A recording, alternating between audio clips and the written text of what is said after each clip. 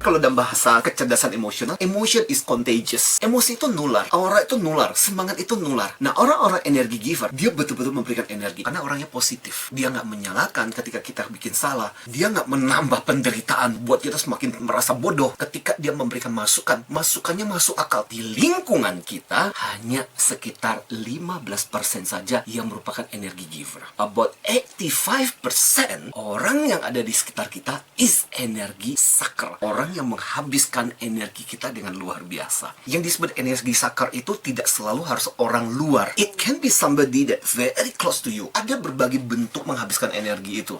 Ada yang dengan komplain, ada yang menghakimi, ada yang dengan menasihati, dan energinya itu diperoleh dengan membuat orang menjadi lebih down. Jadi energinya didapat dengan menjadikan orang lain sebagai bagian dari korbannya dia. Juga dalam bentuk bagaimana dia merespon terhadap sesuatu. Nggak ada apresiasinya, nggak ada bersyukurnya. Bagi mereka adalah dunia adalah sumber daya untuk saya serap. Jadi ketika kita cerita, ketika kita berkisah tentang diri kita, nanti akan dibalikin lagi, punyamu mah nggak ada seberapanya. Lu tahu nggak apa yang gue alami? Ciri yang kedua yang juga dikomplain, nggak care sama sekali. Dia minta nasihat, aku dinasihatin dong. Kita sendiri punya problem, tapi dia sendiri ketika diminta nasihat, aduh sorry gue nggak bisa bantu lu. Ciri ketiga, kita menyebutnya tanda petik itu kayak pengemis. Kita kasih waktu buat dia, ketika dibalik, dia nggak punya waktu buat kita. Dan kebiasaan-kebiasaan buruk kayak meminjam sesuatu terus nggak dibalik, dia melemahkan energi, melemahkan semangat. Contoh, kita mau mulai startup nih. Lu jangan senang dulu. Lu baru tahapan awal, bro, sis. Lu tahu nggak berapa startup yang gagal?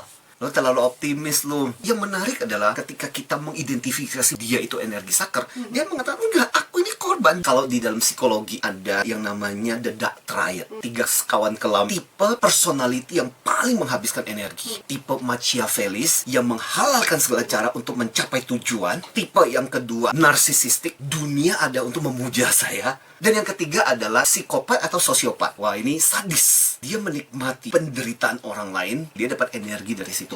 Makanya 3 sekawan kelam ini kemudian diidentifikasi sebagai orang-orang sakit. Nah, celaka nggak kalau sampai ini berada pada diri satu orang? Sebenarnya ada beberapa tips. Salah satunya adalah bikin 2 kolom. Orang-orang yang selama ini memberikan energi dan menghabiskan energi yang mana. Dan kedua adalah kita belajar tenang dan jangan terpengaruh. Dan anggaplah statement-statement mereka tuh invalid. Dan yang ketiga adalah belajar mengantisipasi orang-orang seperti itu dalam kehidupan kita. Penting juga kita mapping seberapa penting orang ini dalam hidupku. Kalau perlu sedikit tega. Aduh sorry ya, saya lagi punya kerjaan, saya nggak punya waktu. Kalau Anda merasa itu terganggu, perlu juga kasih feedback sih. Tapi pada waktu ketika kita memberikan feedback kepada orang ini, yang penting adalah kita harus punya bukti.